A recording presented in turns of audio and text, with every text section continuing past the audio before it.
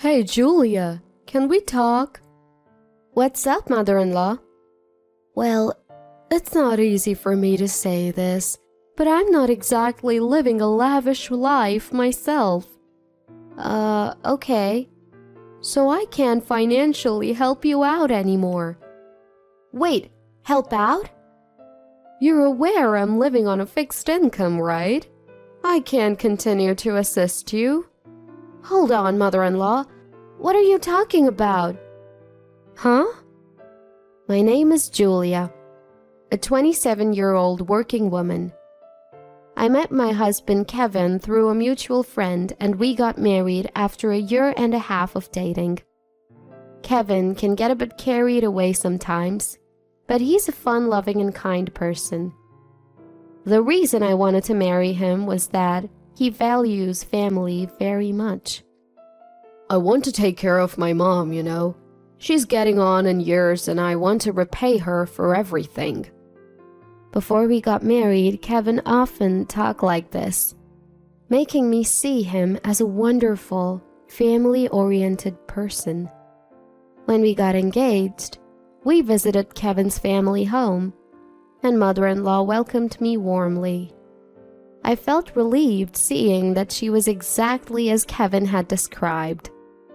I am so thrilled you're becoming Kevin's wife, Julia. He's lucky to have such a wonderful woman. Mother-in-law has always been kind to me, even after we got married. If you're busy with work and can't manage the household, feel free to ask for help. Thank you, mother-in-law. In-laws are a common issue for many, but between us, there's no tension or harassment. In fact, we have a very good relationship, like a real mother and daughter. However, after some time being married, something began to bother me. Not about mother-in-law, but about Kevin. Man, I am beat. Let's go over to Mom's place today and get some dinner, huh? What are you talking about? Today is Kevin's day to cook dinner, right? In our house, both of us working, we take turns cooking dinner. On Kevin's cooking day, this is what he said as soon as he got home. So I said I'm tired from work, right? Let's just eat at my mom's place. Now? Isn't it a bit last minute? Won't it be a hassle? It's fine. Mom would love having us there. It makes things more lively. Kevin's mom, or mother-in-law as we call her, lives alone in a big house since my father-in-law passed away before we got married. Sure, having meals alone in that big house must feel a bit lonely. But isn't it pretty rude to just show up and expect to be fed? While it's one thing for Kevin to drop by whenever he wants, I feel uncomfortable imposing. Besides, even mother-in-law might find it inconvenient if we just show up for dinner. Is Kevin under the impression that meals at home work like a diner? Hey, let's call ahead just to be sure. Why? I don't need to call my own house. Kevin, it may be your home, but I still feel like we should be polite. We're adults after all. Even with family, there's a way to do things. Since I insisted, Kevin reluctantly called his home. She said it's fine. Really? She didn't say we're imposing? No, she didn't. Mom said, come on over. You worry too much, Julia. Kevin said this with such confidence that I decided to just go along with it for today. At the house, mother-in-law welcomed us with her usual warm smile. Welcome. Dinner's ready. Let's eat. Mother-in-law, isn't this a lot of food? Must have been hard to prepare all this. I got so happy to hear you're joining us for dinner. I might have overdone it. I'm sorry for dropping in unannounced, but this looks delicious. Let's eat. There's plenty, so make sure you eat a lot. See? Told you it would be fine. Mom's cooking is the best, right? Dig in, Julia. Saying this, Kevin casually opened a beer from the fridge. That's rich coming from you, I thought as I enjoyed mother-in-law's cooking. So, does it suit your taste? Mother-in-law, everything is delicious. I'd love to make this at home. Would you teach me? Oh, how wonderful to hear. Let's cook together next time. Thank you. I'm looking forward to it. In reality, mother-in-law's cooking was absolutely delicious and full of homey warmth. Thanks to her generous hospitality, our spontaneous dinner turned out to be quite enjoyable. A few days after our last visit, my husband suggested eating at his mom's place again. We just went the other day. We shouldn't impose so often. It's fine. I called ahead this time. You did? Yeah, I told her we'd be coming over today. What? Today's your turn to make dinner, isn't it? Are you planning to skip your duty? No, I'm not slacking off. If we go to my mom's, there'll be food ready. That counts, right? You're just pawning off the work on her. That's not fair to her. I was unsettled by my husband's selfish reasoning. But since my mother-in-law had already prepared a meal, we couldn't let it go to waste. Feeling guilty, I went with him to visit his family home. Sorry for dropping by so frequently, Mom. Don't worry, I'm happy to help out when you're in a pinch. The thing is, we weren't really in a pinch. If anyone was, it was my husband. He probably found cooking a hassle and relied on his mom to bail him out. I couldn't say anything, feeling guilty towards my mother-in-law.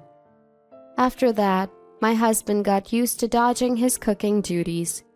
Most of the nights he was supposed to cook, we ended up at his mom's. She always welcomed us with delicious food. By the third visit, I felt we needed to make a change. It's great that we go to your mom's, but it's not fair to keep letting her treat us. We should at least say thank you properly. How? Let's at least cover the cost of ingredients. She enjoys doing it. Why would she need money? Still, it adds up. It's the least we can do. We're eating less at home, so why not give her something? She might not accept it from me. Could you hand it to her? I thought my mother-in-law might refuse to accept money for groceries from me. However, I believed that she would accept it from her son, so I decided to ask my husband instead. Thanks for considering, Mom. I'll make sure to give it to her. By contributing towards the ingredients, I felt relieved that we were at least easing some of mother-in-law's burden. Continuing from the previous scenario, the husband nonchalantly insisted that they eat meals at his parents' house on his assigned days. For about half a year, we had meals at my husband's family home around 3 times a week. Since we were giving them money, I thought maybe I was taking advantage of my mother-in-law. Then, one day, I was hit with an unexpected truth. Ah, another delicious meal.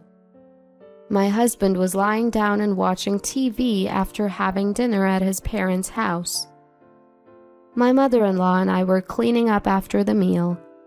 Usually we'd chat cheerfully as we tidied up, but today, mother-in-law looked serious. Wondering what was wrong, she started to talk. Julia, can I talk to you? What is it, mother-in-law? I hate to bring this up, but I'm not living a lavish life either. Okay. So I can't continue to support you guys. Support? What are you talking about? You know, we're living on a pension, right? We can't afford to help you anymore. Wait a minute, mother-in-law. What are you talking about? Huh? You come over for meals and we're giving you money because you said times are tough, right? We don't have much from our pension. It's a struggle. I didn't know anything about that. What? We've been giving you money too, for the meals. We thought it would at least cover the groceries, and we gave the money to Kevin. Groceries?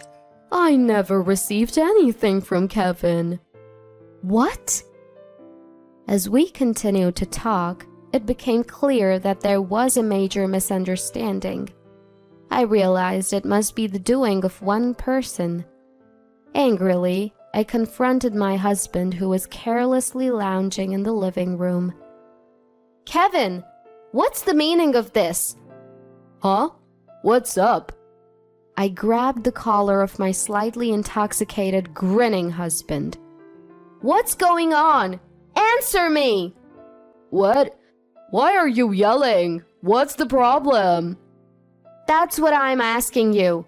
What's this support mother-in-law's talking about? Huh? What do you mean? And where's the money we gave you for meals? Mother-in-law says she knows nothing about it. Well, you see... Suspicious. Very suspicious. Unable to explain where the money had gone, my husband started to stammer, his eyes darting around. My husband, whose collar I had just grabbed and shaken, resettled himself with a pale face. So, what's going on? What are you talking about? Really? You're still playing dumb? Even my usually gentle mom was infuriated by Kevin's vague demeanor. You came to us saying you're in trouble. We fed you and even gave you money. Mom, please, let's keep calm. It's Kevin making me angry, isn't it? We were enjoying Mom's delicious cooking, and the mood was great. Let's just drop it. Where did the money go? Answer me! Well, that's a bit complicated. My husband mumbled and fell silent. So you really won't tell me where the money went? Fine, wait here. I told my husband that and stepped away for a while. Then I called brother-in-law and told him the situation. Brother-in-law, 7 years my senior, had been supporting my husband's family financially for a long time, filling in for our frequently hospitalized father-in-law. Kevin had even had some of his college tuition covered by brother-in-law's earnings, so he couldn't talk back to him. Brother-in-law cared deeply for his much younger brother Kevin, and me as family. I've called brother-in-law. He's on his way. What? Why did you call him?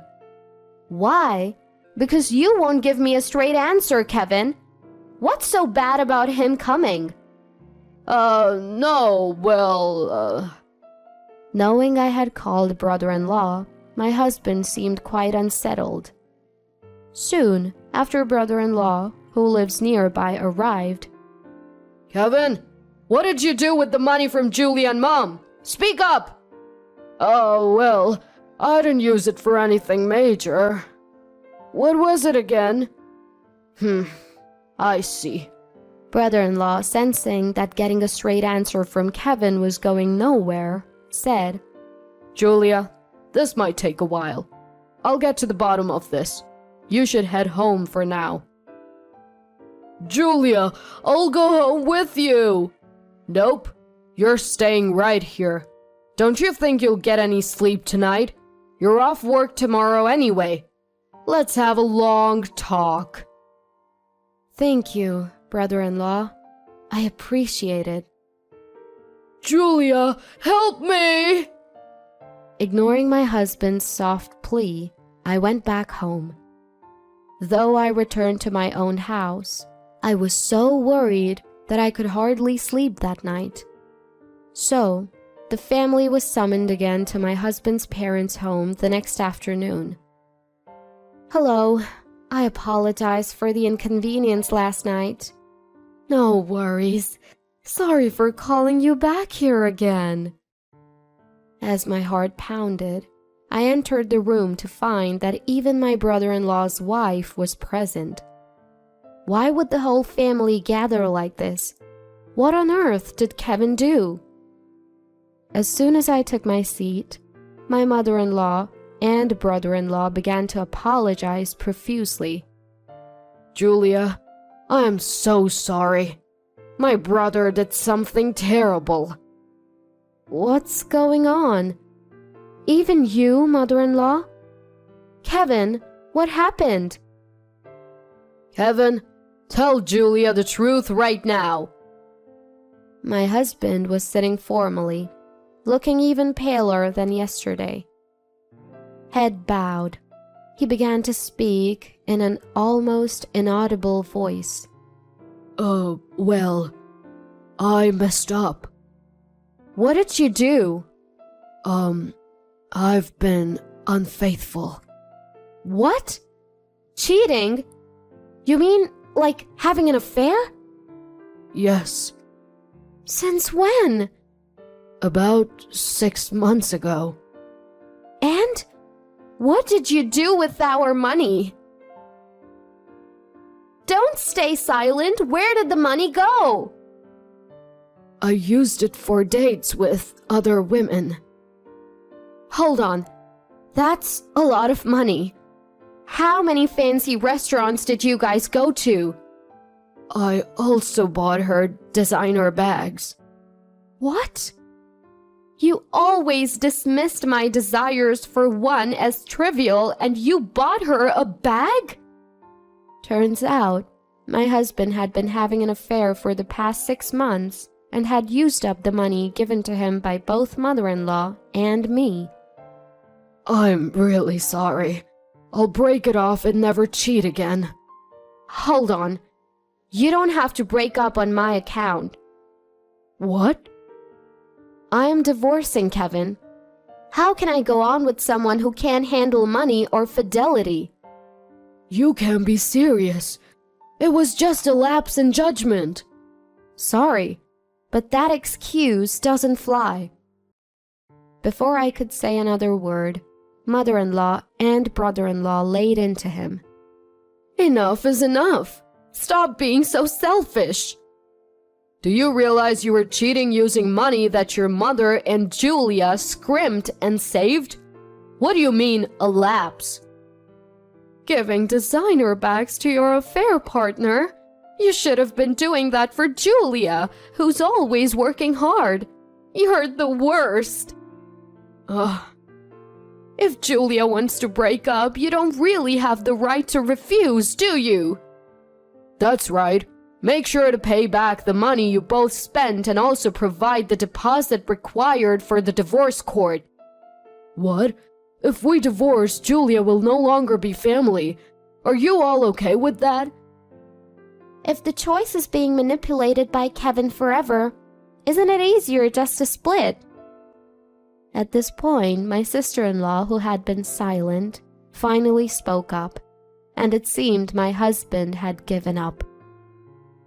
Then, my sister-in-law took out the divorce papers she had prepared just in case. Filling out the divorce papers while being watched by my husband's family felt awkward, but I signed them right away. My husband hesitated, but under a stern look from his brother, he reluctantly signed as well. And just like that, our divorce was finalized. Through a lawyer my brother-in-law introduced me to, I requested the divorce court deposit from my ex-husband and his affair partner. I also decided to reclaim all the money that was supposed to be for my mother-in-law. Shockingly, it turned out that my ex-husband's affair partner was actually engaged. When her partner found out about the affair, the engagement was called off. Everything they had prepared for their marriage became a waste, and now both my ex-husband and his affair partner are being sued for damages by the ex-fiancé. My ex-husband, who is now burdened with a significant amount of debt for the divorce court deposit, was forcibly sent back to his parents' home. His salary is being managed by my responsible sister-in-law to ensure the repayment of the divorce court deposit. Currently, he only gets a paltry $10 for lunch and shuttles between his home and workplace. He seems to be grumbling about his miserable life, but he brought this upon himself. Having an affair with someone else's money is despicable. There's no other way to put it. He spent all that money on his affair partners, but it wasn't his money to begin with. So complaining about it is pointless. As for me, I've moved to a new apartment and am enjoying a stress-free life. I always loved my ex-husband's family, so we're still on good terms. I secretly go out to eat with my former mother-in-law and brother-in-law and his wife, maintaining our relationship. I guess I should be thankful for the wonderful connections I've made, leaving the disappointing ex-husband aside.